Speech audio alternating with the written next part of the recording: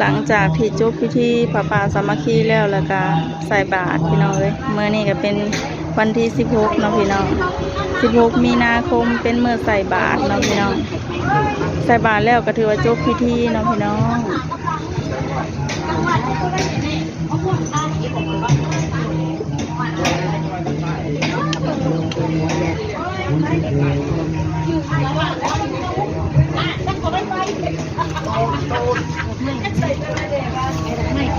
ตัวทั้งได้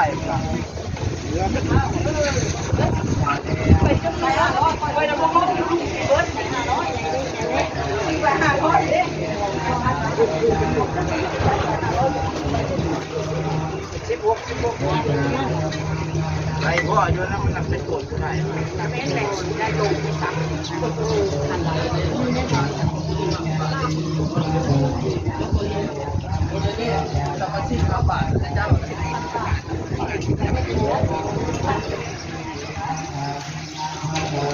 ใส่แล้วก็